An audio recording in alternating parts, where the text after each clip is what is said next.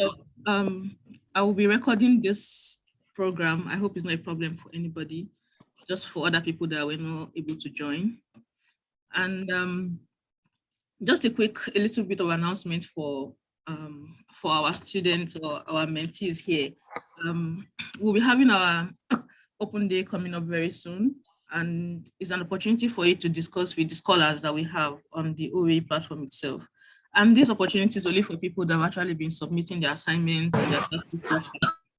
And if any one of you have actually secured any admission with funding, it's actually very good, like speak to one of the scholars of your choice, and like if you have other questions, or if you want them to talk to you, or if you want them to like use if you got your admission via the OAU platform, if you want them to, and you want them to use it as like ways to like motivate other people to actually be serious about it. You can always reach me or any other scholar via WhatsApp or any other means that is available for you. So our program is going to last for like about 1 hour, 30 minutes or thereabouts. We'll start with Dr. Akonde. He's going to give us a lot, so he's going to teach us more about writing a very good SOP. And you can jot your questions. I would prefer if your questions are just in the chat, so that we don't have to waste time doing one by one. We'll just like read it out to him and respond quickly, so that we'll not waste much of time. After his presentation, it's going to be more like an interactive section whereby you actually ask your questions, personal questions, no matter how. Don't think your questions are stupid. No question is stupid here. Ask your questions no matter how you feel it is. Put it anyhow. We'll be able to pick one or two things and answer properly. So let's get started. And sorry, I did not even introduce myself. My name is Aminat, and I graduated from Obafemi University in 2018. I studied urban and regional planning, and I'm currently here as a master's student in Iowa State University studying community and regional planning. Just a little overview of our scholar. Dr. Akonde is actually, Dr. Akonde, should I do the introduction? Would you want to do it? Yeah, it's totally fine. I think I'm flexible. You can go on. Okay. Or I can just. Okay, let me do it. So, Dr. Akonde was born in Nigeria, yeah, and I think he's from Osun State. He completed his bachelor's degree from Osun State University, and he has his master's from the McGill University, and he's also a MasterCard Foundation scholar. Yeah, that's true. He's an environmentalist. He's passionate about environmental conservation. Specifically, he's interested in how the green population can sustainably interact with increasing pressure from climate change, land use, and the effect of biodiversity and community structure. So currently, Dr. Akonde is a PhD student at Concordia University, Canada, where we'll be using spatial modeling techniques to examine the impact of climate change on species distribution. So welcome you, Dr. Akonde, and thank you for your time. Thank you so much. And so good to be here, I think, especially for my people from Osun. So like you said, I'm from Osun State too. So my name is Ahmed Akade. I did my BS in Osun too, and my master's here at McGill. And I'm doing my PhD at Concordia. So I think it's better if you call me Dr. Ahmed. Than Dr. Akade. So you wait for like a few years now, then I think Dr. Akade should be more formal. Right. So thanks a lot. Yeah. And they said I should come and discuss, or we should chat about how to write SOP.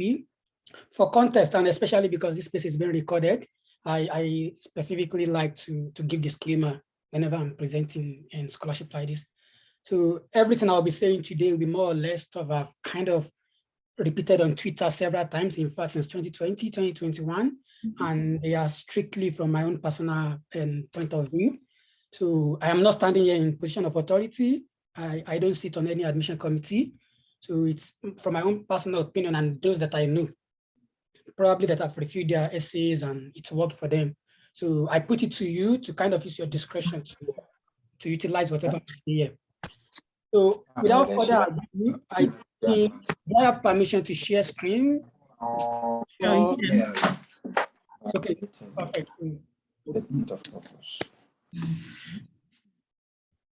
I don't know if you can see my screen now. Okay, interesting. So can I I would say everybody can meet themselves when I'm speaking. and don't call them for Amity. Ṣé tó ń kọ́ yín máa mutí ni?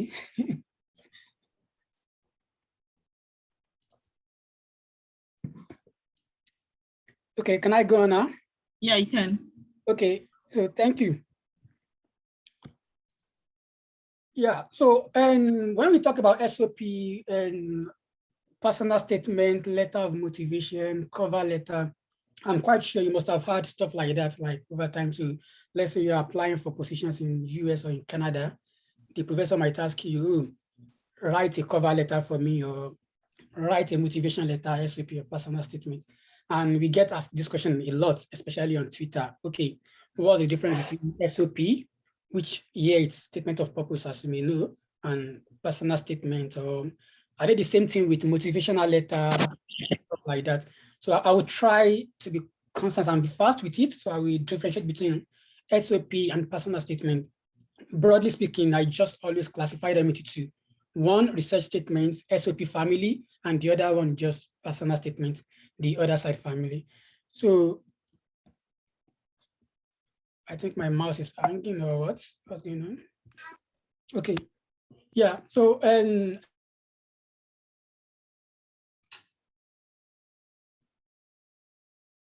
Oh no.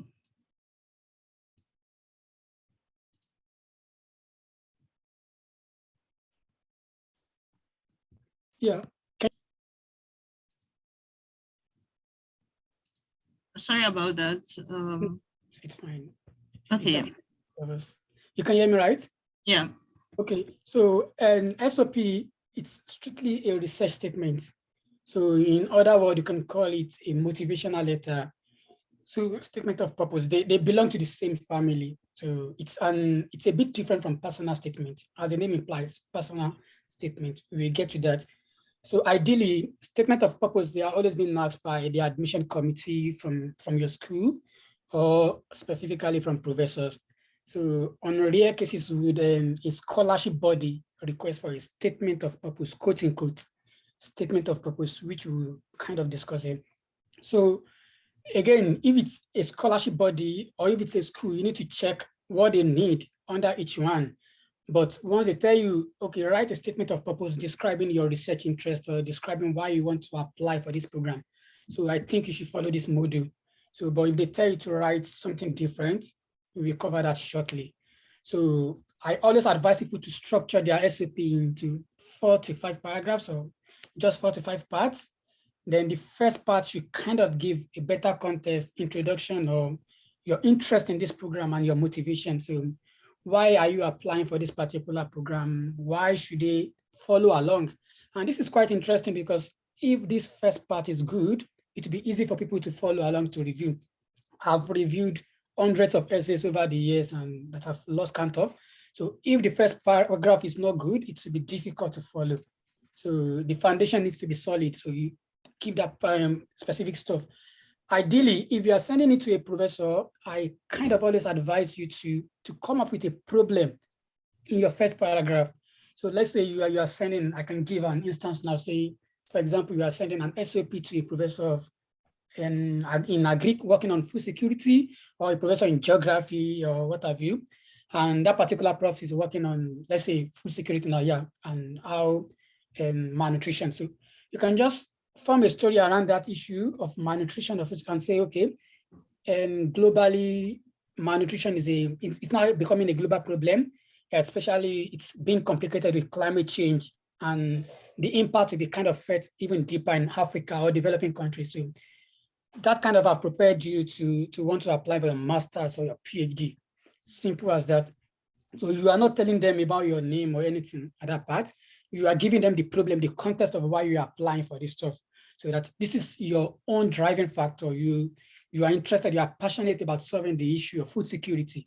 So which is of course a global problem or climate change or anything. So then now through this problem, you want to apply for master's or your PhD. Very good. Then that will take a paragraph as simple as I just said it now, to take like 45 lines or if not more, and a paragraph. Then you can jump onto the next one and give them a little bit description of you yourself. So let them know about you. And if I say about you, it's not about telling them about your stories on how you suffered in university or in secondary school, but about your undergrad. You can let them know, oh, okay, I finished with a first-class degree from Urban and Regional Planning, Obafemi Awolowo University.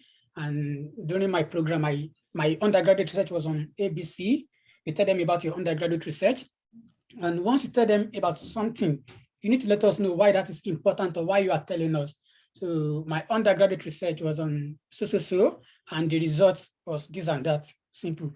But you just don't tell us, okay, my research was on this, then you move on. It doesn't work that way, because I need to know why you are telling me what exactly you are telling me. So you need to kind of justify that part. So if you've had publications in your life, you can even mention it here. And during my program, I had the opportunity of working with Professor ABC in my school, and we published in this, or we attended a conference in this, and we did that to kind of give better description about you. Again, it's a research statement, so it's not your storyline this time around. The professor, they've written the proposal. Yeah, I think I should explain it this way. They've written the proposal and it's funded, right? So then the government or the organization, they've given them this money to carry out this research, and they need students to work on this particular project or the project. So it's not like a charity organization or a MasterCard or a Commonwealth that they have their own specific goal. So we will talk about those ones. So you need to be careful when you are writing yours. So going to professor, talk more about your capacity to, why should they consider you? So that is just what you really want to see. So talk about your publication, your past conferences and the like. So then you can move on from that and talk about the third paragraph, can say about your activities, your work experience, kind of your leadership of volunteering work, and why you are specifically applying for that MSc or PhD position. So you can tell them your internship, let's say you've worked with NISA or you've worked with NEOMA in Nigeria, with any organizations that you think they should be relevant to the position you're applying for. The stuff, why you are telling them all this is because, let's say you've worked with an NCF or you've worked in the ministry, they'll be like, okay, good, you've kind of, you have this work experience, or you've worked as a team. So if you're coming to their lab, you can still bring that team spirit to this lab, or you can meet with stakeholders. Like in some labs, some professors work with tons of professors, again, like collaborators. So, and they need a PhD student to kind of lead that particular project.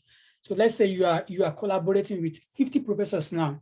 You must have this experience on how do you interact with them, how do you schedule meetings, how do you source for data and some policies. So you just want to show that, and you need to include that in your third paragraph.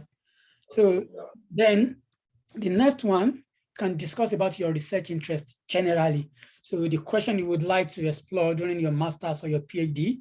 So the professors you've contacted and will be working with if you are admitted, and specifically what you'll be bringing to the school and lab. So let's say, oh, okay, you can just tell them, okay, I've gone through the website of this faculty and I've seen the profiles of Professor Aminat Adesanya.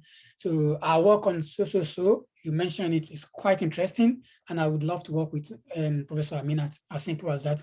So then you can now mention a line on a particular question if available, if you have, or if not, at the beginning, you've kind of stated your problem, your research problem, and now you are connecting Aminat's work, which should be related ideally to that first paragraph. So then that should be fine. So, but if you have a particular question at this point, you can just say it. During my program or master's, I would love to work on so question. And by working with this professor and other professors of similar interest, we should be able to do this and that. That should discuss more of your research interest and what you are bringing to the lab. Let's say the professor is using, like, working on a large time series data, and you are super good with working with Python or with Julia or with other like scripting or programming languages. You can just mention it here. My experience with, I have good experience with hard programming, with Julia language, with C++, and I hope to develop more in the lab of Professor Aminat. So they already know that you have these skills, like you know how to use Python already. Of course, you are here to learn. They don't expect you to be like the master in everything, but at least even though they don't expect you to be masters, they want you to have the foundation of this stuff. Because the truth is, nobody will teach you anything like I would argue, our professors in Nigeria, we always kind of hammer for them. So yeah, YouTube will be your best teacher or your library. So you have to do most of the self-learning yourself. You have the resources. So they expect some high level of expertise from you, if I would put it that way. Then the last paragraph, I always encourage people to do this a lot. You need to close your SOP with optimism. More like a little bit of bragging here. You need to market yourself well. So let them know you have good background already in place. So your background from Nigeria is not a shame. It's not like if you've gone through university in Nigeria, you finish with 2-1 or a first class, or even 2-2, whatever the class. So let them know you have the requisite knowledge to pass this program successfully. Like, not like you are just coming and you need to disturb your professor, because your professor over here, they have a lot of stuff. They are supervising you and several other graduate students. They are teaching undergrads and masters and things like that. So close it that you have the knowledge already and you have the skills and you are kind of sure that you will make a good addition to the department. That is not like you are being too optimistic. Of course, it's good because they don't know you. So it is whatever you write that they will base their own judgment on. Mm-hmm. So then moving on, the second part is just what they call a personal statement. So yeah, and I think she said it the other time. If you have questions, you can please feel free to drop in the chat. I will try to address that later. So we don't need to wait till the end of the program so that you won't forget. So then the personal statement, like I said the other time, so this is pretty much an opportunity for you to tell a compelling story.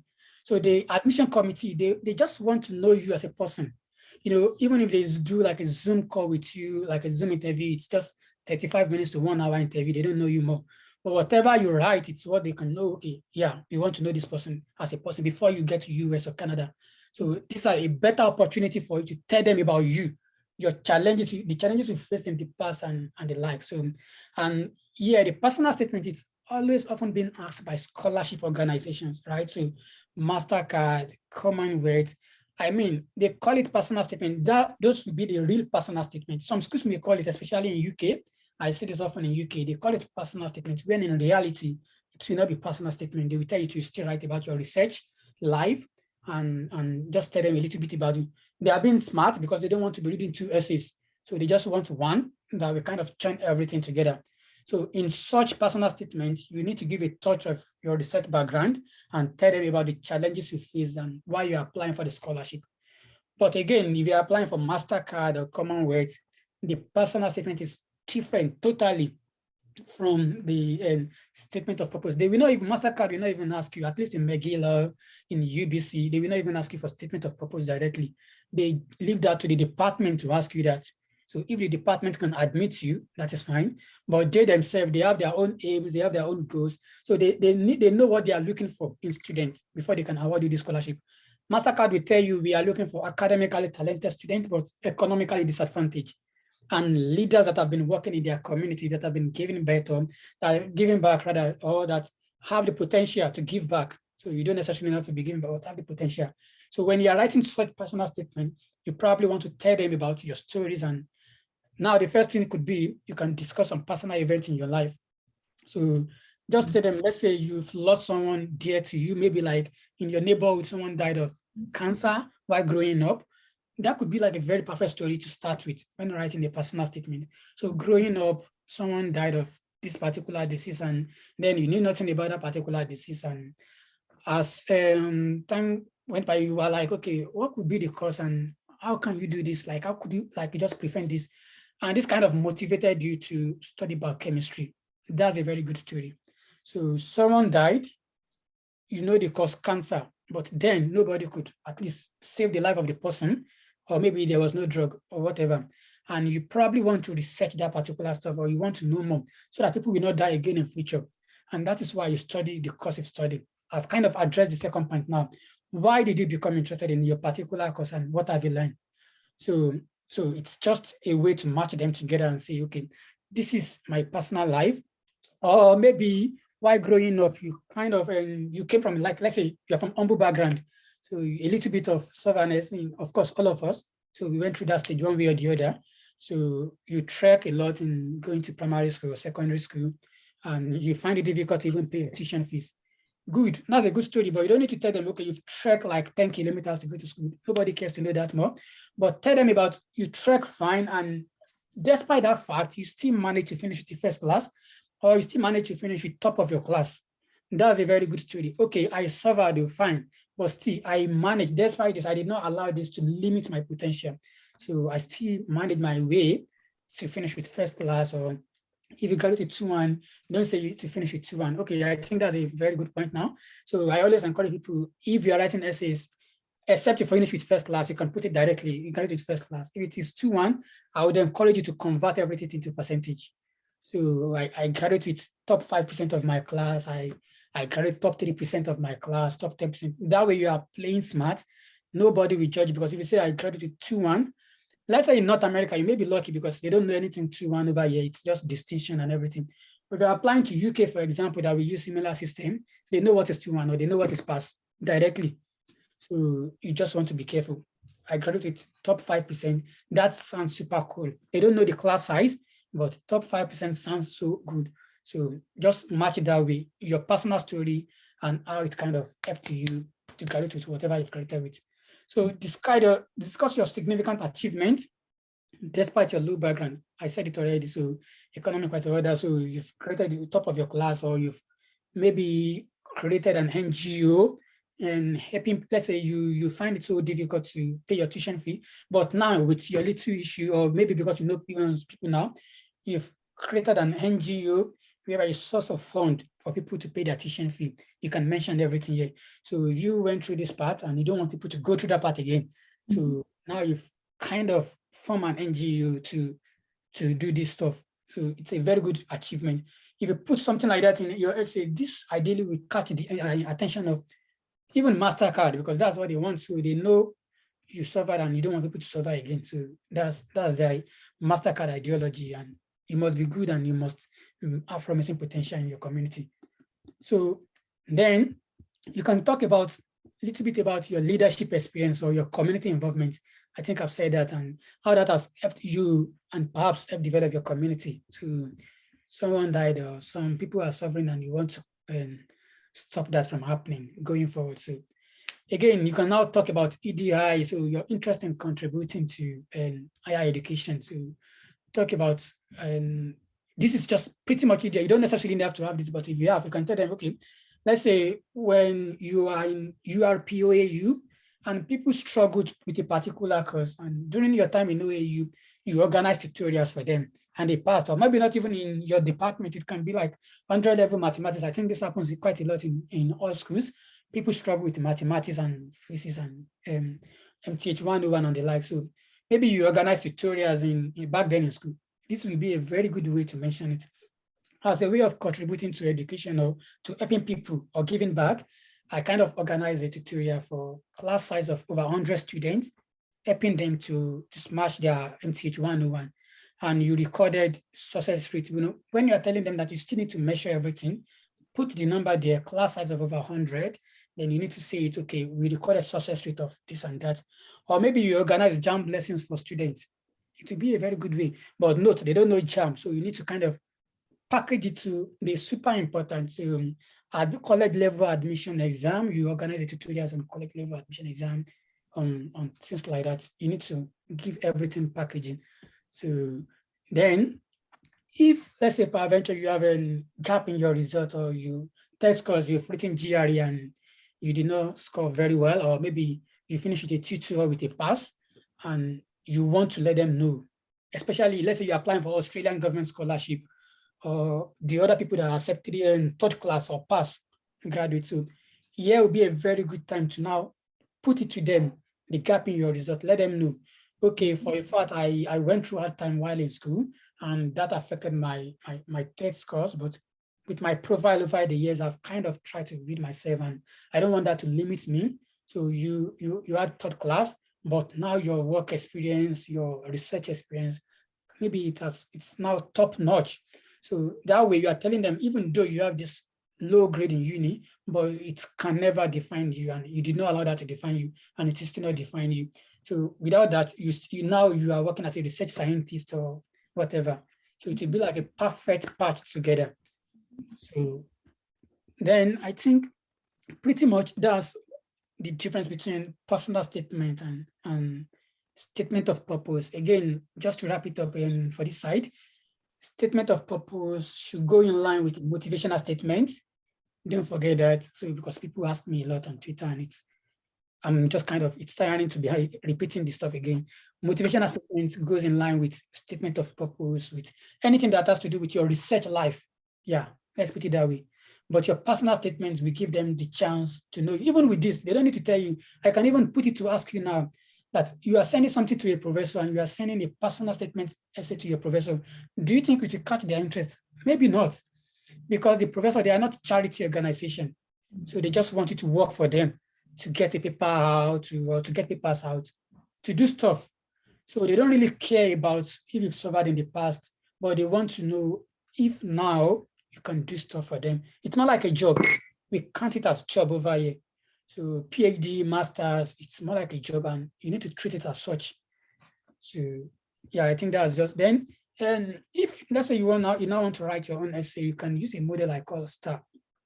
So I always propose this idea for people to use this stuff, what we call STAR. The STAR stands for situation, whereby you describe the situation on ground, then your own task, the action and result. So this is it's even more important. Let's say in the essay, they have a cap. They tell you to write a 350 words maximum, or they tell you to write a 500 word maximum. And you yourself, you want to write stories, but you don't have the time now. So the best way to cut all the stories is to use STAR approach. What exactly is the situation on ground? And what's the task, the action, and the result? So now the situation is a very good chance for you to provide a better context for the story. Concisely, let me know what's going to, what you want us to do.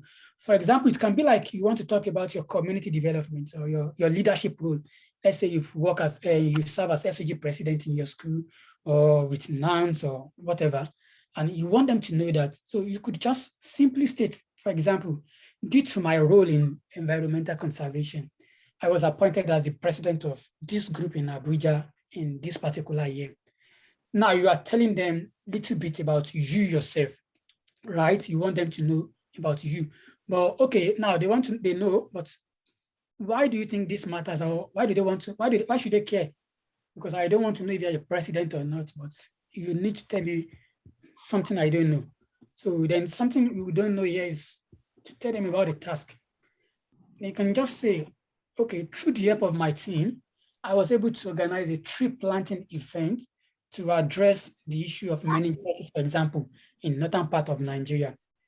Meningitis will definitely catch attention of people because you are trying to solve meningitis because it's super hot in northern Nigeria. And of course, if you've studied this, the life of this meningitis, it's kind of prevalent in where it's hot. So you are telling them your interest is to solve that issue. And again, to plant trees. And in terms of environment, people always encourage planting of trees. Of course, we are not here to discuss whether it's good or bad, but at least for general context, people always advise people to plant trees. Telling innovators planting trees, they will sense, okay, this person is passionate about climate change, helping people and the likes.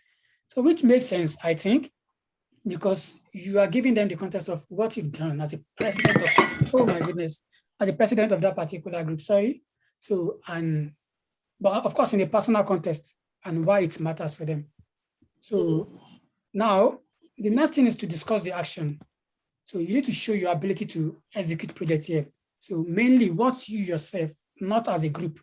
The other part you explain, you didn't just say it specifically that I. Of course, you need to put I here, but you need to still talk about your team. So here they will know you can work with team because when we write CVs or when we write stuff, we always say, I can work independently and as part of a group.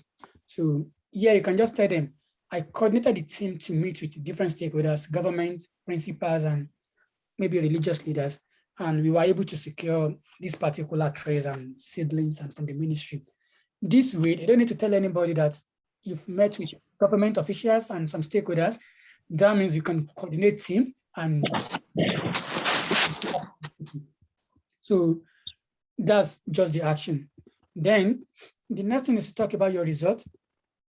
And you can tell them, okay, we planted all these trees in over 30 schools across, let's say, Kano State, for example, or you set up a tree club to and engage students. So this way, you didn't just plant the trees, you kind of involve the students there. So it's showing how good you are and how good you can work with team. So the students here in the contest is to monitor the trees and the growth of the trees, and even produce some progress reports for you.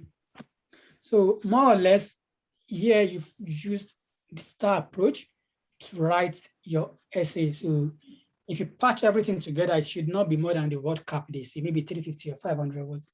And it will be kind of structured if we put everything together. So now, I think that's the most important thing, but I just want to give some caution stuff and some notes on important tips you need to know when writing the SOP. So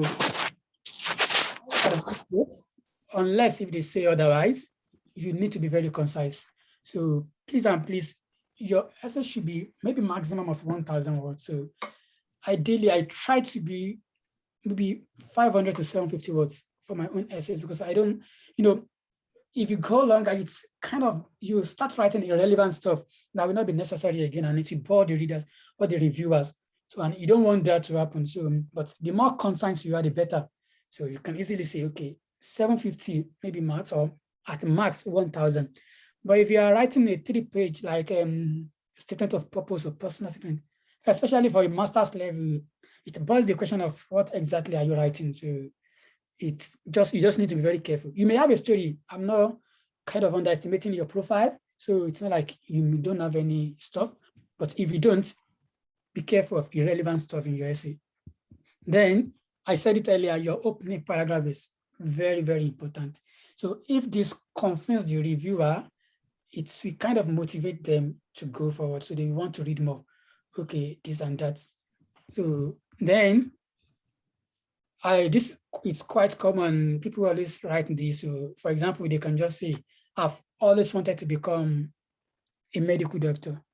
Okay, maybe a medical doctor is even still justifiable because, and almost everybody, while growing up, we always shout, I want to become a medical doctor, but you telling us you've always wanted to become a biochemist, or you've always wanted to become a physicist. So, both you and I should know this should be more or less like a lie. So you need to substantiate what propelled that interest. So it's too vague or too generic. Again, you are writing essays, don't forget you will still submit your CV. So you don't need to repeat your CVs in your stuff. We don't want to see the obvious facts. It's better you write something they don't know. So you don't list all your achievements and forget to just explain the importance. Mention what you want them to know, but relate it to the context and grant. So show example again. Don't just say, oh, I'm a very good student. I'm always a brilliant student, but demonstrate through your writing how brilliant you are. So that's the most important thing. Then be specific and ensure there is a flow. This is more even not only for SOP, even when you eventually land the offer and you got into school, and you can ask your host here, she should be testified to this. We write a lot in grad school, especially in this North America. We write quite a lot, like a lot, quote unquote. So, and you need to start practicing this stuff. Why I'm saying this is the flow has to be there, either in your SOP, in your writing, your proposal. Your first paragraph must link to your second paragraph, and that needs to link to your third paragraph and continues that way. But if they kind of are disjointed and the first paragraph is not linking to the third paragraph, or the fourth is linking to the first, it doesn't make sense again. It's not being coherent. So you need to provide the first paragraph, let it links to the second. So then from the second, I want to know what's going to happen in the third and continue that way. Then I said it the other time, close your statement with excitement and optimism and use a related story. I would say again, many people here, and I'm not talking about we, the immigrants and everybody. So when they write essays in Canada or in US, I've of course met with quite a lot of them, and they don't really have much experience that way than even you yourself in Nigeria or you from OAU. But what you guys think does not really matter. That's the issue. So they might do something small like this, like very, very small, and they will package it into their essays and that will fly.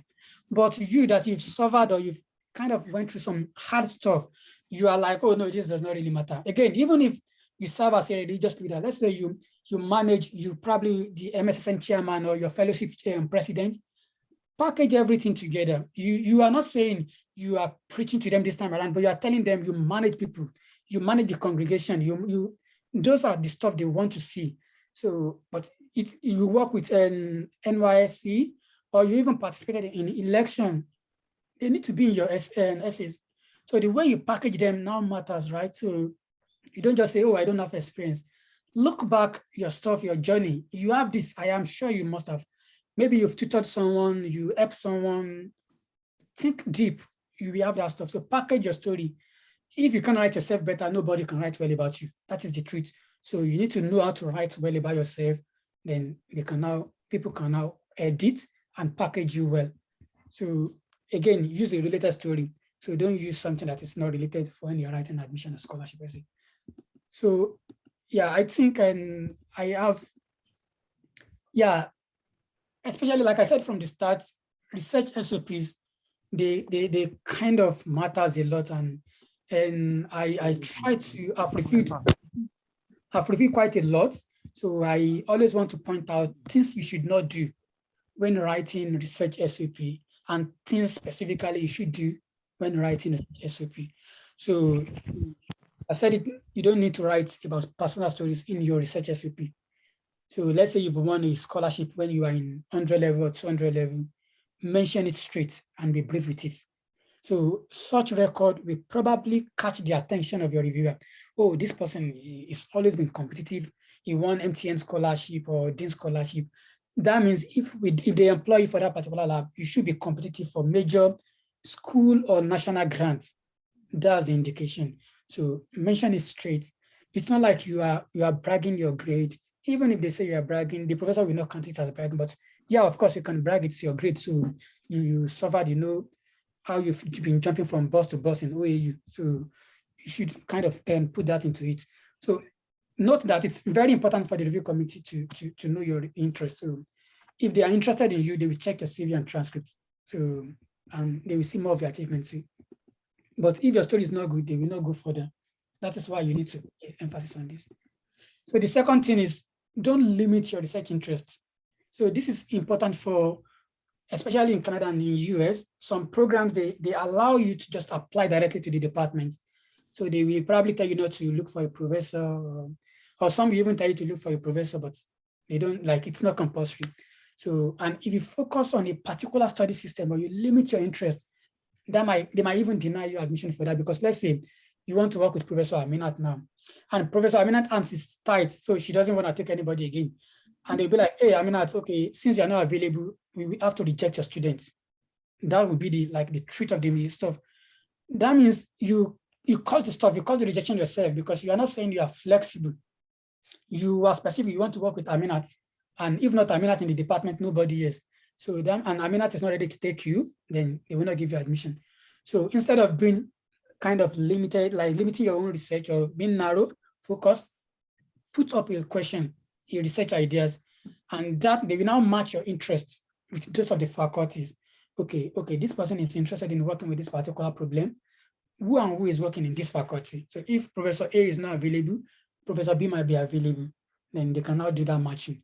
And this is even important. I know of a school in the US, especially this Mississippi State University, they did this a lot. If you email a professor and the professor is not available, the professor can even send your CV and your transcript to the graduate chair. Then the graduate chair will now send it to all professors. Then the professors will now contact you if there is a fit. It happens, so you might be lucky. So it happens to me, it happened to a friend. A friend is going to finish his PhD very soon, and he's still in that school. And he did not even apply, the professor contacted him, and that was it. So then, because you have to be open. Again, no need to stress how your interest in research develop. So especially for research SOP, this is not personal statement. So loving science from child, after you will not even be applying for this master's or PhD if you did not love science, right? So not like you just jump into it, but talk more about how you apply the knowledge you've gained from your school to advance science or to solve this particular problem. So then things to do, this we can go on and on for this. So it's quite interesting because I always, again, you need to be specific in why you are applying to that particular lab. So you are working with Professor ABC, but why? Why should Professor ABC consider you and not hundreds of other applicants that have been applying? So you need to consider that to match your interest directly to that interest of the professor. And again, be explicit about your research questions. If you have a question, let them know. So you can, let's say you want to work with people in slums now. So you can just tell them, okay, you are interested in knowing how exactly does flooding or maybe other disasters affect the livelihood of people living in urban slum. This is a question which is wide open for anybody to tackle. So they can just check the department now and see, okay, which professor will be working on flooding or working on livelihood people and the urban slum, and they will now match you into that.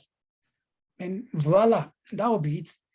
So, but if you are like, I want to work with professor in agric is a very broad stuff. It's a department on its own, or you want to work with a professor in URP, or you want to work with a professor in civil engineering. This is super broad. So you need to narrow it down to come up with a question. So how does flooding, then they know you are interested in flooding or maybe a particular disaster or sustainability of people in slum. Know that for sure. So then again, you need to customize your applications to each department. This is very important because whatever if you submit admission or application for a particular school, it might not necessarily work for school B. You should note that. So let's say you're applying to University of Iowa State University, for example, for a program in civil engineering, and you are applying again for civil engineering in Florida, University of Florida. They might not necessarily be the same. So you can't send that same sample. So you don't have a final draft. You will always have a template. So I always advise people have a template and you can just tweak them. So it doesn't take me like, for even till now, I can still write my SOP in less than 24 hours because I already have a template I use. And I just have to tweak that to suit the interest of wherever I'm going. That's the point. But I don't submit the essay for McGill now and now submit it to Iowa. It will not fly. Or submit it into Concordia, it will not fly. So you need to tailor it. Then write about the prof you want to work with. So about the prof and draw that line. So match your own interest and the prof. So you need to just be careful. Whatever the prof is working on, look for where you can come into it and smash that particular line. The prof is working on this and you're interested in this. And that's just the most important thing. So, and lastly, for this particular side, just describe your previous projects, especially for research and SOP. So tell them about, even if it is not published, of course, all of us, we did a final year project in school. So if not for anything, you have that experience for final year research. So describe it. And most importantly, the significance of this particular study. So you don't just say you work on this thesis, but tell them the result, if it is published or if it has been presented. So, and that's another thing. Then generic tips to note, and this came from like when I was reviewing this, when I still had time to review. Again, I'm sorry, I'm in the middle of my comms and I'm quite limited with reviewing of essays. So I may not necessarily be able to review much essays now. So I try to give tips as best, and of course, answer questions too. And if I'm available, I would love to. So, but when I'm always like, then I used to be actively available to review essays. So, and I see like a common trend, and it pushed me to write. I wrote a thread on Twitter in 2020 or 2021, explaining giving me important tips for folks. So let's say you are writing something, you need to verify that fact or claim you are giving, because they don't want to know, but whatever you put there, it has to be correct, at least almost, not plagiarized, but it needs to be factual. So you can't just tell them you are interested in solving the problem of ozone layer depletion or climate change. This is quite common, but the professor in US or Canada will be like, that means you are not updated with literatures. Because to the best of our knowledge now, or to most people now, ozone layer issue is one of the global soft issue in environmental issue. So in environmental cycle, they've kind of addressed the problem of ozone layer. It's no longer a significant problem for us. So that means you are not telling them you want to solve that issue again. You are not up to date with the literature. So you probably want to be careful. I know for a fact, if you Google search issue now, you see tons of papers, especially coming from developing countries, writing about ozone layer depletion. Man, this is not a major problem again in the world.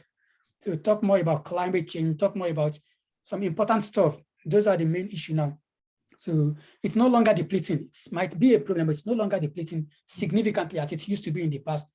So read more about Montreal Convention or Kigali Convention and something like this.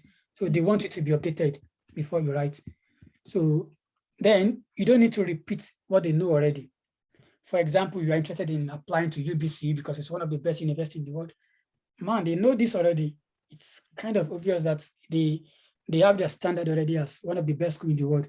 But why are you interested in Harvard or in UBC? Why should they admit you or grant you a place at Harvard? So, and if you give a claim, a verified claim, you need to put a credit. I see people write something like, Nigeria has lost 80% of this, or in Nigeria there is 80% of poverty people or something like that. Those are a little bit super generic or vague stuff. Who confirmed these statistics? Is it from you or from a credible source? You need to let us know. You can't just wake up and tell us Nigeria, they have 80% malnutrition folks or something like that. No, give us who said it. Is it you? Yes, or is it FAO? Put a source. I know it's quite common. It's people don't try to do that, but you need to put credit in academia. So you don't have the authority to give facts. So, of course, write professionally. So that's most important thing. You need to write professionally, like at least, or we don't expect you to be like a Nobel laureate, but packaging is life. I said it. Let's say you want to tell them, oh, okay, you and your friend, you visited prison to offer them food or to do some community development work. You can't just say we visited food too and we trek or something. No, but you could say we went for a sensitization program. So that word will catch their interest. Okay, yeah, they went for a sensitization program at this particular center. And as the president of this, you led the team to feed this particular number of inmates. So that would be like you are trying to substantiate this storyline. So I think that will mark the end of my talk. And even if you go through the sample SOP, I selected these two samples, this one and the other one, because they kind of justify what I've been saying since morning. If you check from the first paragraph to the second, to the third, to the fourth, so these guys will strictly talk about his own interest. So then why is applying to that particular school and what you really want to do. And if you close the statement with some level of confidence or optimism. So, because again, as opposed to Nigeria, if you're working with a professor here, either you are a master's or you're a professor, we consider ourselves as colleagues, as partners. So nobody's superior here. We don't see boss, you don't see some, if you are calling them boss, maybe you're just trying to play with them. So they want you to be as friend with them as possible. So even if you tell them about you, like a little bit of, they want to know that. So it's not like in Nigeria that you see boss and you see students. It doesn't work that way over here. So the same thing with this essay that this Professor Thompson, she released this on her blog. She titled it, "The Graduate School Essay I Wish I Had Written," although I got it anyway. Check everything, although this is a tailored essay, it's specifically for ecology. So, but you can still apply this into a better context. Please and please, this is just a guide and it's not to be plagiarized. But I just want you to follow the flow and see how this was written and how you can do that. It has to follow that same module, your interest, your introduction, and your research life. And that's just it. And of course, for some of my threads, you can always go to my Twitter and read more about my SOPs. I think I've written quite a lot on SOP. So if you want to learn more about my SOP thread, these are some, you can always go. And I think that will mark the end of my talk. I'm happy to answer questions if there will be any. Thank you so much, Dr. Ahmed. It was very educating. Myself, I'm actually learned a lot today. So we have kind of some questions that some people have typed initially. I don't know if you'd like to go through them. So the first question is it compulsory to include the journal publication when applying for either master's or PhD?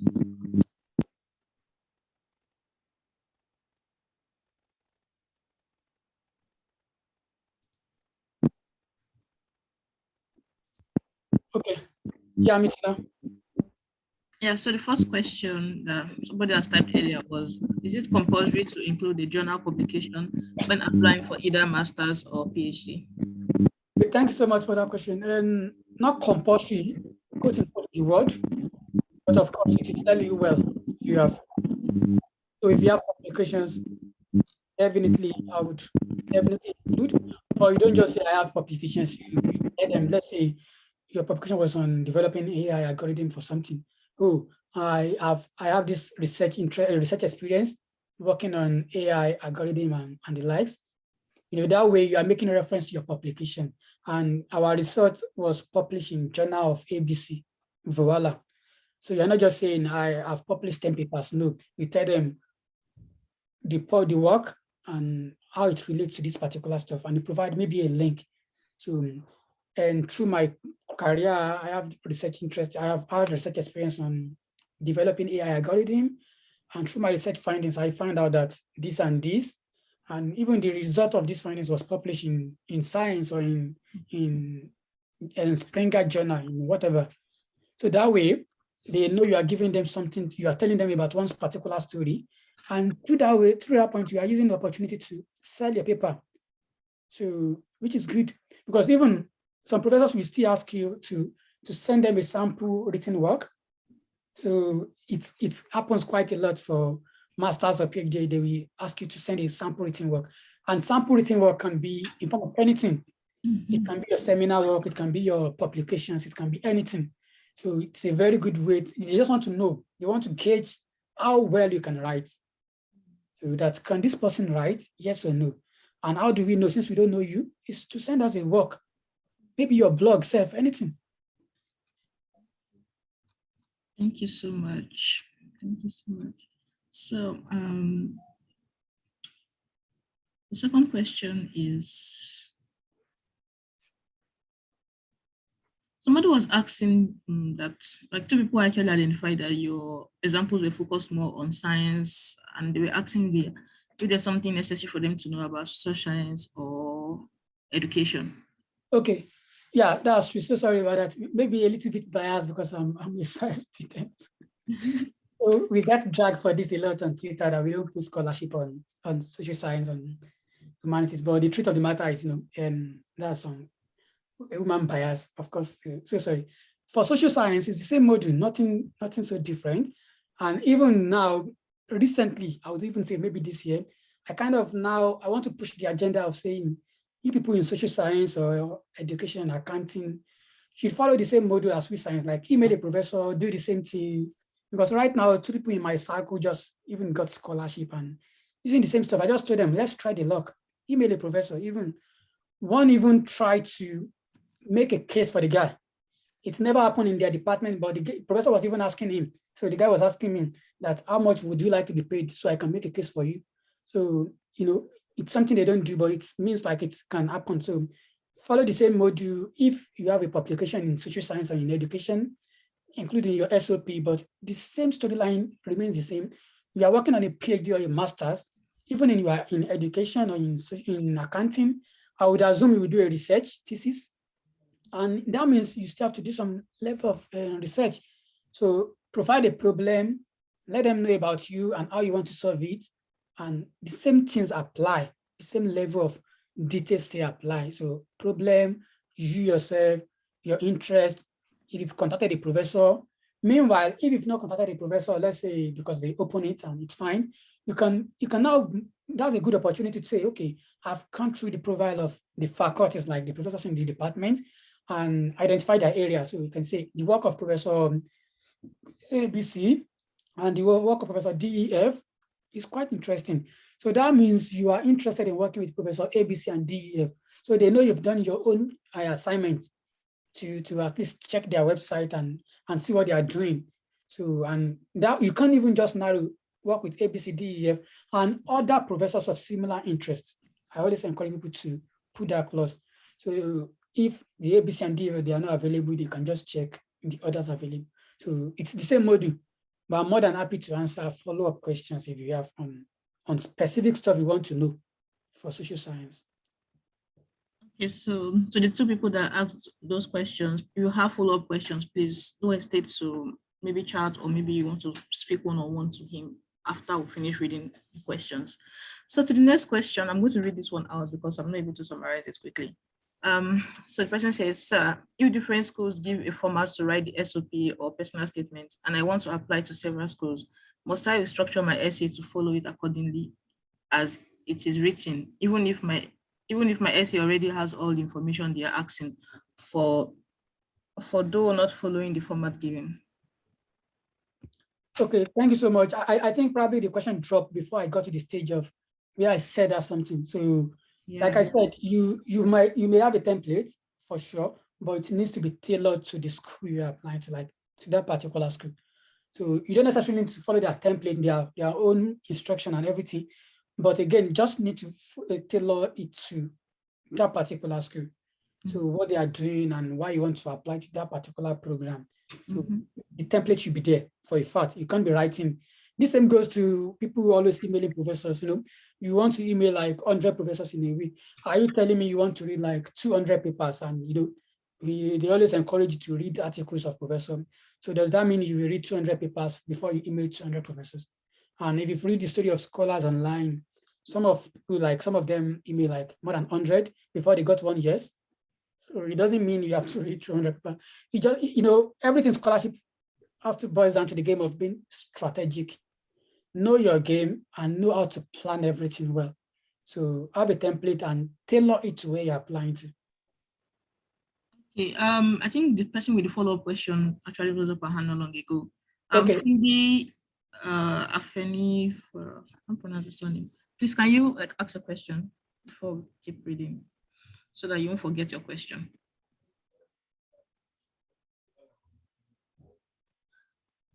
Fumbi.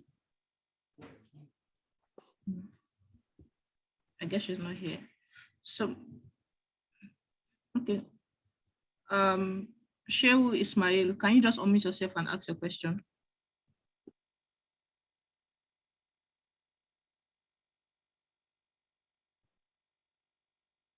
Okay. Shehu Ismail, you can ask your question. Guess I can't hear me. So the next question is, somebody asked for you to drop your Twitter handle again. Okay, so you can just search for Dr. Med on Twitter. I think you should find it. And okay. Once you type Dr. Med on Twitter, it should be fine. Okay. Okay, Shehu Ismail, you can ask your question. Yes, actually, I want to ask that we just joined the conversations now. And so we think you can get the record of all the information that you have been passed already before we join. So if you can get that, we much appreciate that. Okay. That's my question. Okay, no problem about that. So yeah, we have a recording for that, for this section. Okay, we send this to us. Yeah, sure. I'm going to post it to the group. Oh, to the group. Actually, I'm not on the group. I saw this online and I joined now recently. I'm not on any group. Okay. So, what do we do then? Okay, I'll speak to you towards the end of the program. I'll get your number. okay. Yeah. Okay, thank you. Yeah, thank you. Okay, so is Fumbi here now? Yes, my question has been answered. Oh, okay, that's good. Thank you. So to the next question, Maybe I we think should. I want to hands up again. Yeah, I can see them too. Honey Money. Yeah, you can like ask your question. Okay. Hi, good afternoon. I want to commend the speaker. You had really done a great work, and thank you for your time. I'm new on this platform because I'm not in the group. I just saw this posted and someone's status, so I decided to join. Now, he was talking about sending a mail to a professor. So my question now goes this way. Before one can apply, let's say you have drafted the SOP, and then do I have to communicate to this professor first, or I just apply to the school, or I just apply directly to the school before communicating to the professor, or I have to send a mail to the professor first of all before applying, or before sending my cover letter or what have you? Okay, thank you so much. Yeah, basically this is like another section entirely on its own that we should have covered. So let me be quick and with your stuff. It depends on the program. So it depends on the department, it depends on the way forward. And thanks a lot for even asking that particular question. For everyone here, SOP, you don't need to write SOP like as a static module that you just need to write it down. So it should be written when asked for. Let's put it that way. So you can have that template on ground, but you should submit when asked for. So again, emailing professors or not depends on your particular program. But generally in STEM, except maybe few of chemistry programs, so you will probably need professors before you can even apply. So that means you need to initiate conversation. You need to start a conversation with your professor and email them. And when you are emailing them, you don't necessarily need to send your SOP. In fact, they don't need that. So your email should capture everything within like a very, we can, of course, I think I've written a thread on this. Yeah, sure. I can share maybe before the end of the program on how to do stuff like that too. So, but your email should capture that, hey, Professor Aminat Adesanya, I've read your paper, I've gone through your profile, and I want to work with you. In your email, you don't need to attach any SOP now. So then quickly match your interest, show them, introduce yourself and relate your stuff. Everything should still be under the body of that email. So that means it should be a computer size level. So you need to be concise and attach your CV and transcript. CV and transcript, no need for SOP. Then if there is interest, the professor can now ask you, hey, okay, you sound like a good student and there might be a fit. Okay, let's schedule like a Zoom meeting or okay, send me an SOP. Why are you interested? Then you now send an SOP. So they've asked now, then you're sending an SOP. Or it can happen this way, especially in Europe and a little bit in Canada and US.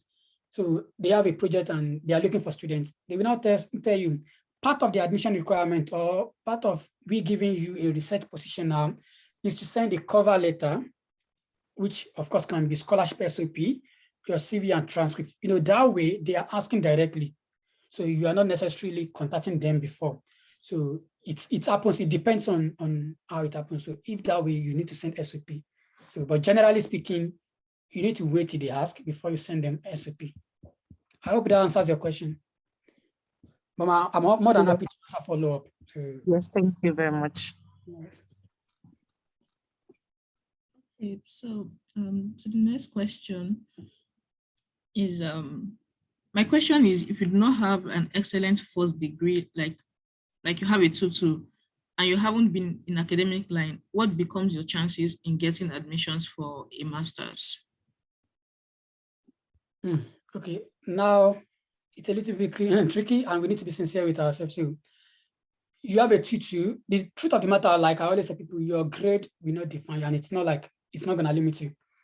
But as much as we want to sound motivational, so we need to be realistic. So you have a third class or you have a 2-2 and you are far away from academics. Let's say you finish in 2015 and you've not been doing anything related to academics at all.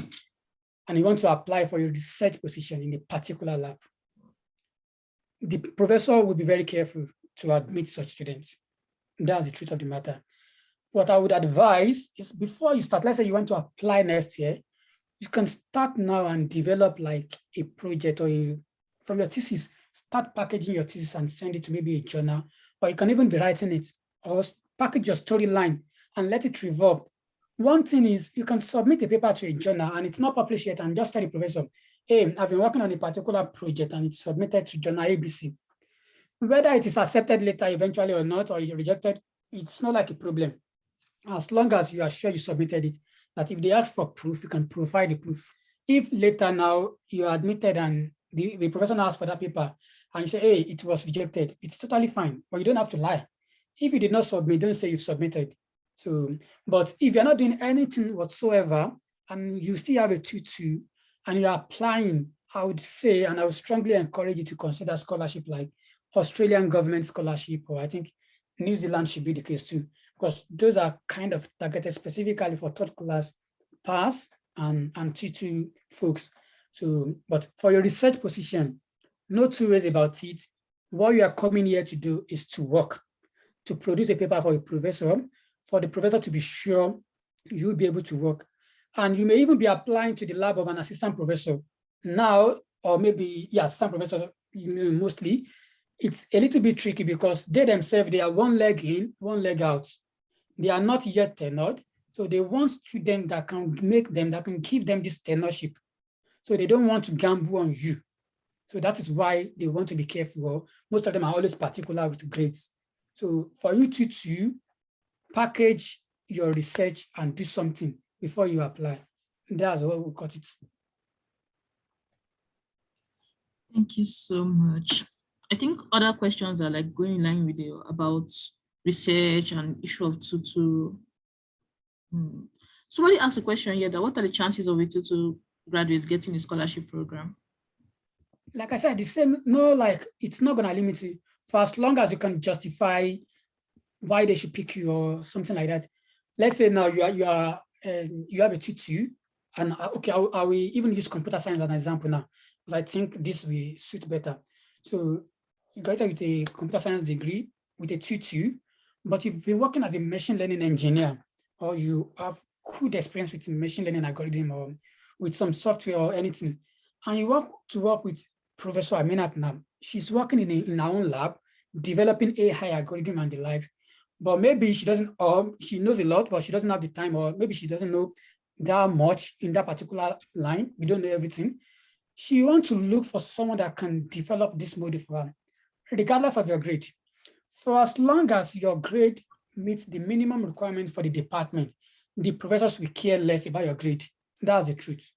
Good professors will care less. Some professors will care, they will want to be particular about that. But if it's over 3.0 or 4.0, it should be fine for admission. So the professor will now check your CV and see if you will be able to produce for him in his lab. Because if he himself is not productive, the funding agency will not renew the grant and there will be no funding for you too, and they will still sack him. So it's like a chain. So they don't just want to gamble. So you are not limited to your 2-2, you are fine, but do everything fine, super good. Yeah. Thank you. I think Mr. Hassan Taufik, I think you can ask a question.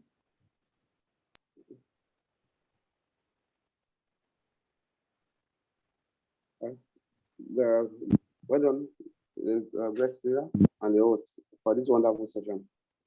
My question is this: in a scenario whereby there's a gap between when you finish your undergraduate, your thesis, and the work experience, there is no link up between these things, and you have passion to build a career on that particular club study you have in undergraduate, what is the best way to go about this? And let me use myself as a case here. I studied material science and engineering, and after graduation, I've been working in a downstream sector, oil and gas. Truly, there's no real linkage between material science and the oil sector where I am at the moment. And truly, I want to build up my career on that material science and engineering. How should one go about this? Thank you very much. Great. So it's not a big deal at all. It's not like super far. At least the good thing is you've been productive even since you finished your BSc. So you've been doing something. And of course, they know, and I don't know if you can meet yourself, but they know we still need to look for money. So everything still boils down to money. in your own case now, your BSc is material science and engineering, and you don't have research in it. And now you want to go back to school to do a master's or a PhD in material science. Just your thesis, like package everything again or your seminar, and try to just read them about it and find a problem you want to solve, and send emails to that professor. Hey, Professor ABC, you want to work with this. They cannot ask you, what have you been doing? Then you now explain your role again. So nobody will kind of judge you with that the gap. So no gap with oil and gas, with material science. Interesting, like whatever, even if, not even your work experience, if you do material science as a master's now, you can, from material science, and jump into different department entirely for PhD. As you move on, our interests develop and it changes every time. So it's quite normal, but you must be able to build a narrative for whatever you are doing. So you must be able to build something to convince them on why they should trust you now, or why they should believe in what you want to do. Okay, say, oh, and I finished with material science and engineering. I've been working in this sector, but over the years, I've kind of learned that, okay, this is what I really want to do. Like you make a case out of that. Oh, I want to work with 3D printing, for example, in material science. That my interest is to work with 3D printing, and that is why I really want to apply again. So that's just it. So it's still in the line. Build a narrative from your BSc, not your work experience. It may be tricky. Let's say now you want to start a career, academic career in oil and gas, and you don't have BSc or something in it. Yeah, that's another case entirely, because even if they know you have this work experience, unless the department is flexible to admit students from other departments, they may not be able to admit it because you don't have the background. So, but in your own case, your background, you still want to continue your background. So not like you want to continue your work experience. So the continuum is still there, there is still flow. I hope that makes sense. But feel free to answer follow-up, please.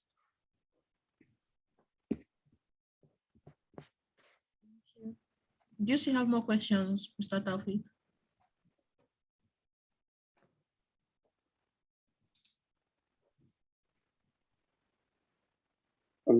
Hello? Yeah, hello? Yeah. Originally, I'm actually enjoying this session very much because it's opening a lot of things that have been so subtle to me. I've been discussing with even people that have been studying abroad. Like even today, I agree one of my friends, and what he advised today is that you've been working off material science for so long. Best for you is to do a managerial course abroad, so you can actually make the gap between the year gap is too much.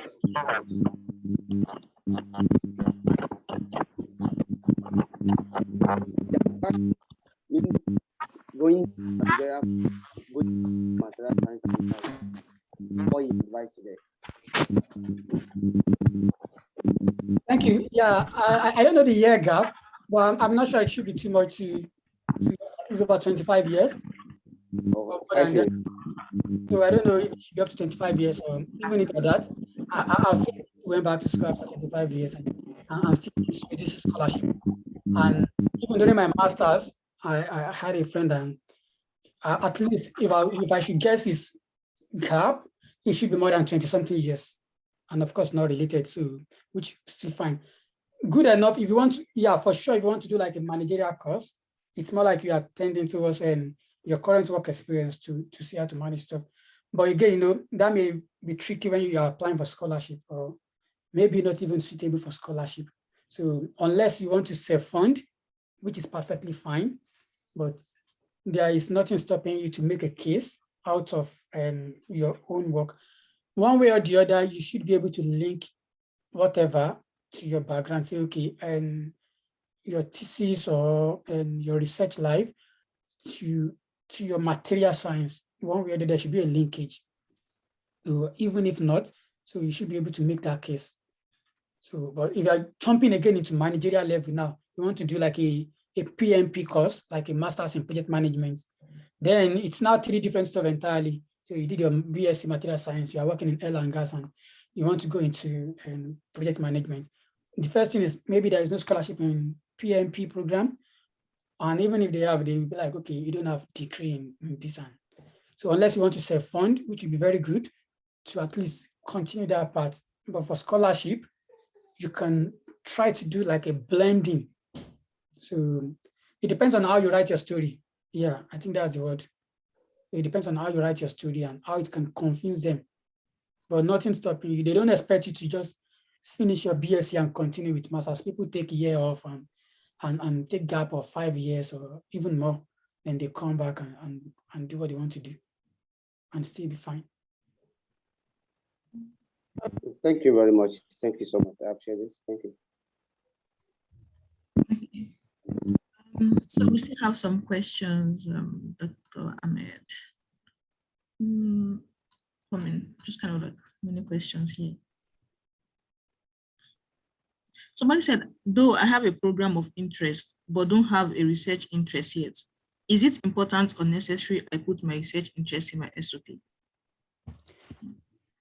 Yeah, it's not compulsory, but your SOP, so if you have a program of interest, it's a program, it's wide open. So if you are applying to, let's say you did a BSc in biochemistry and you're applying for masters in biochemistry, of course, that's your program of interest, right? Because you want to continue. But what exactly in biochemistry interests you? So I'll give an example now. Let's say we have ABC, so they have Aminat and Ahmed. We are applying to the same program. Now, biochemistry, masters in biochemistry. Me, I write a very generic stuff and say, I want to apply for a master's in biochemistry. I'm interested in this particular biochemistry program. But Aminat is super specific and say, okay, I'm interested in working with this professor and try to address this particular problem. So they can gauge the interest of Aminat better. So I would not be surprised if they admit Aminat and reject me, because she's super like specific on what she wants and how she will get it and stuff like that. So it will be better. Your interest, of course, will develop. See, the truth of the matter is, even if you write a proposal, they will still cancel your proposal, cancel several times when you get there. So, but the ability of you forming a case, or at least pretending to form a case, is what really matters. So that, okay, this is what you're passionate about. You might come in and say, you want to solve the issue of diabetes now, and you might later work on the issue of cancer. It's totally fine. But as long as you know you want to solve problems, so just give a question, read the papers. So that's one thing. But you don't just say, I'm interested in applying for a master's in biochemistry. Everybody will be interested in applying for that master's. So you need to, it's not compulsory, but of course it's necessary for funding and even for them to give you admission and scholarship. Thank you. So if you have follow-up questions for him, you can raise your hands and yeah, please raise your hand and ask him. So the next question is, if I have a research interest in infectious diseases, but with 3-year research experience in food microbiology, do I stand a chance of full funding with a third class? It's a little bit tricky. So with a third class, the question is, will your CGPA meet the admission requirement of that department? So if yes, then it's now a different ballgame. If you have a very good professional profile, 3 years work experience as a microbiologist and interest in infectious disease, which is quite an hot cake nowadays. So, but even if the professor is super interested in you and your profile, if your CGPA will not meet the requirement of the department, then there is nothing the professor can do, because his standard is what they want. So they will always put it there. We want students that are like above 2.5 or 4.0 or above 3.0 or 4.0. So check your own transcript. So with this, of course, your own transcript will be on 5 points of on 5.0 scale, or 7.0 if your school should be UI. So, or maybe 4 points in e-learning and other schools. So convert your scale to 4 points and see if it meets the department. If yes, then we can now start thinking about, okay, how do you now package your own level stuff to catch the interest of that professor and for them to give you full funding. Again, and which is even like an heads up to everybody here. So let's say you finish with a 2-1, maybe not applicable to others, but 2-1 or 2-2 or third class. You can do something we call advanced standing GPA scale. So over here, they don't evaluate your result from 100 level to 500 level to decide your admission. It's not quite common. So what they do here is just to check your senior level results. If let's say you did a 5 years program, they can check 300 level to 500 level. So if it was to be 4 years program, they will check like your last 2 years, so your 300 level and 400 level, and they will base the judgment on that. So we call it advanced standing GPA year and overall and CGPA. So you can do the same thing, calculate your advanced standing, then present the advanced standing to the professor. Before you know it, they will not even know, like, and I think I know a case of someone that finished with a 3rd class, or it was it 2 and gained admission to US, was it not last year or thereabouts? So even before the professor knows about that and 2 of it, it was later, like later, when everything was almost set, then it's now brought to the issue of admission. And the issue of that 3rd class was popping up. But it was too late already, because that lady, she was super good and smart, and the professor could not even reject again at that point. So then I can advise you to calculate your own advanced standing, your 300 level, 400 level, and 500 level. I am super sure if you convert the last 3 years, it will be at least maybe over 3.5 and 5.0, which is still making sense. The truth is they don't want to check your 100 level, which is basic mathematics and basic physics. They only want to see what is related to the admission. And this is not debate, it's common in most schools. Even if you're applying to, let's say, UC Berkeley, I applied at some point during master, was it MasterCard or something, and to UC Berkeley, they will tell you to even do the conversion yourself. So then submit your advanced standing GPA to them. So the last upper year, 4, 5, 3, 4, 5, if a program was 3 years, and they will base that judgment, because you're applying for a specific program, let's say in ecology. So nothing concerns me with GNS 201. So they want to see my introduction to ecology and the likes. So do the same thing, do the conversion, and start the process of contacting the professor, and don't limit yourself.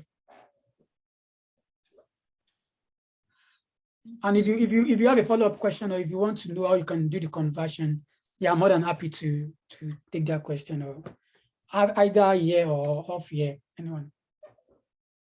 So the last question here is, what is the possibility of getting a scholar for a taught master's course instead of a research thesis-based master's? Thank you.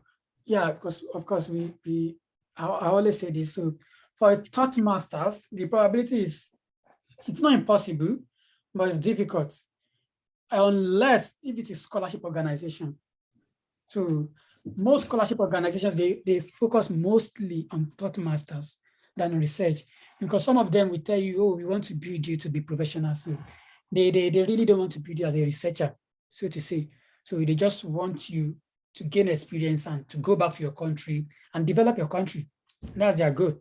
So they mostly fund taught masters like MasterCard, or even Common, where they do taught masters a lot in UK, especially MasterCard that I know of. So you probably want to focus on that scholarship.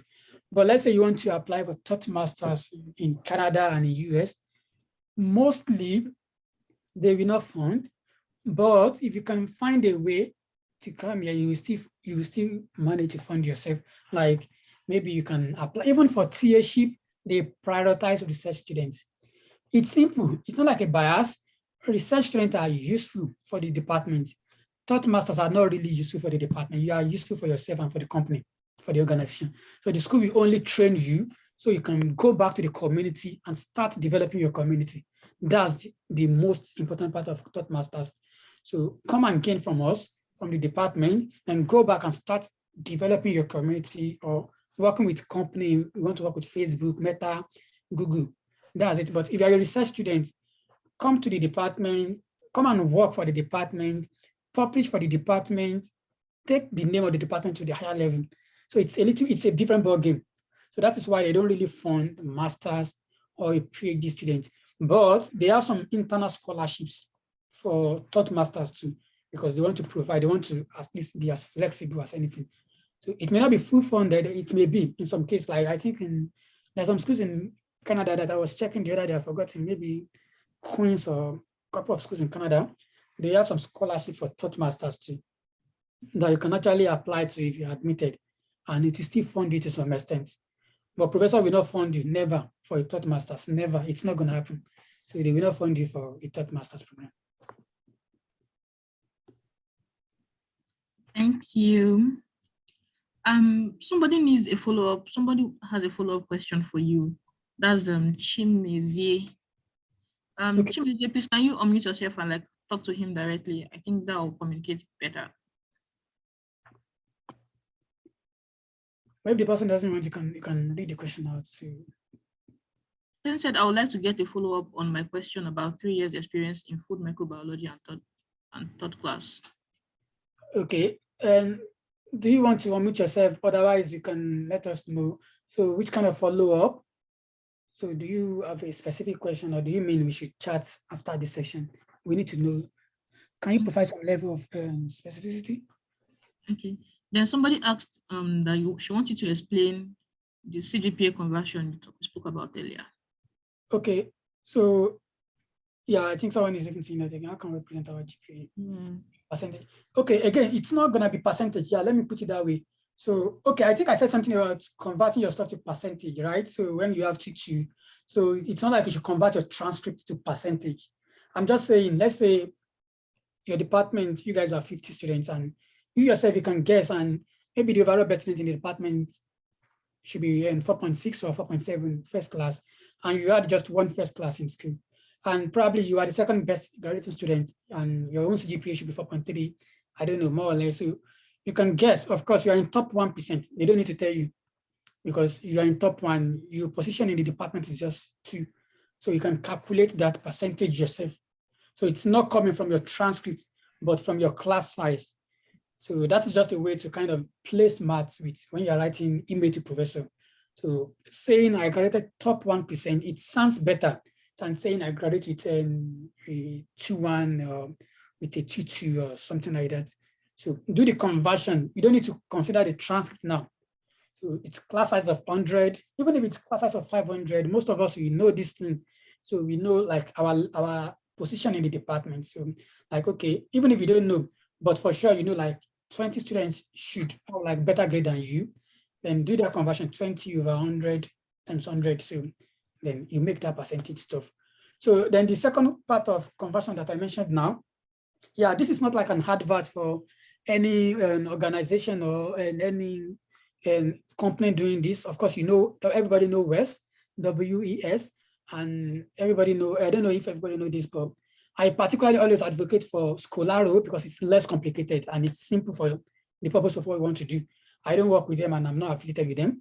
So, but you can use Scholaro GPA conversion. So Scholaro GPA conversion, if you feel like, so it will allow you to do the conversion of everything. Then it will calculate your new GPA for you on a 4.0. And if you want to print it out, I think you pay about $10 or so. So it's better than you sending your transcript to WES first and waiting for some time before you get the confirmation and all this long process when you can do it right away through Scholaro. So here you get, so you can, and maybe when you want to make it formal, you can now use either formal Scholaro or you can subscribe to WES, send your transcript from your school to WES. Or if you've done WES conversion before, superb, that's great. But if you've not done that before, I would encourage you to use Scholaro GPA. And if I say you should convert your upper standing, so just check your transcript from your 300 level first semester. No, I'm going to spell it out now, just 1 second. So, and from your 300 level first semester, then you enter that course by course to 500 level, like course by course. Hey, BCA 301, BCA 305, you had A, oh, you had B. Then Scholaro will even tell you to mention the country, pick Nigeria. So then they know the grading system of Nigeria on 5.0 scale. And they use that to match to US scale or to Canada scale. So then you now send the new CGPA to the professor. So, and the spelling of Scholaro is this, so Scholaro GPA. So if you Google search this, it will take you to their website for sure. So I think that's all. If you have follow-up question, I'm more than happy to answer. So I think I saw one question in chat. Do we have another question on this? Yeah, and should be like our last question because our time is fast spent. Exactly. Can one work as a researcher in the department with the hope of concluding your education and work in companies like Google or Microsoft? I stand to be corrected. Researchers mostly become lecturers. I do not intend to be a lecturer, but to work in companies. All right, so I think this is not it's not the problem from you. It's like a general kind of misconception. People always be like, if you do a PhD, you must be a professor, or if you do a master's, you have to be this or that. So the truth of the matter is, over here, most PhDs or most masters, they don't just prepare you for academia lifestyle. So they prepare you for anything. You want to jump into this morning, just this morning, a friend of mine in US, a PhD student, and we were discussing about something like this career option. So you can decide to do whatever you want. So my friend finished his PhD, defended his thesis just last year, December, and he's working with Meta, Facebook now. He did not do any postdoc. So he's doing his own job and just working. So it boils down to you. What do you want to do with your PhD? What do you want to do with your master's? Do you want to go into research life? And the truth of the matter is, most of the work over here, good work, quote unquote, will involve some high level of research, which a good master's or a good PhD will position you for. So you want to work with the government as a senior research scientist now? Only PhD or maybe a master's and some years of experience, like years of experience, will give you that like promotion to get to the senior research assistant. But if you finish a PhD now, you are not going to apply for anything junior research as a scientist. You are applying directly to a senior research position, and you'll be leading the team of a master's and some BSc people. So it's not just focusing on lecturers. You want to work with Microsoft as a senior person. The truth is, check the profile of people working as a senior scientist in Microsoft. Most of them, they have their PhD. So they didn't do that because of, it's because it's needed for them to work with Microsoft. It's needed for them to work with Google. So you can work with Google with your master's, but it will be junior scientist, and maybe in 5 or 10 years, they promote you, things like that. But with your PhD, you can cut all that and jump straight into senior research scientist and do internship with them. That is why they always encourage that during your master's or your PhD, one somehow or the other, try to do internship with them. So I think I answered that, and if you have follow-up questions, you can ask later. Okay. Thank you. Jump off for another. Yeah, so thank you so much, Dr. Hamed. It was really educative and enlightening. Like, thank you so much. Yeah. So come to the end of our webinar 4.0. And I made some announcements initially when we started, and I'm going to make the announcement again. So we have our open day coming up where the awarded scholars meet with interested scholars to discuss with them based on their tax submission. That's for scholars that have actually been submitting their taxes that have been given to them on the group. And if any one of you has secure funding, scholarship or admission anywhere, please always message any of the admins. It is a way to motivate and encourage us all, and also do same for upcoming ones. And spread the news of OAU Graduate Forum activities and incite more OAU alumni to join the platform. And finally, you can always reach out to us via our email address in case of any complaint, suggestion, or inquiries. Thank you so much, everyone. I really appreciate it. And to those of you that actually are not part of any group and you actually need a recording, please don't hesitate to message me. I dropped my number already on the platform. So please just send me a message on WhatsApp, or if you have further questions for Dr. Hamed or your questions were not attended to, please just send me a message and I'll forward the questions to him. Thank you so much. Thank you so much. Thank you. So nice chatting with you, and I wish you guys the best. Yeah, thank you.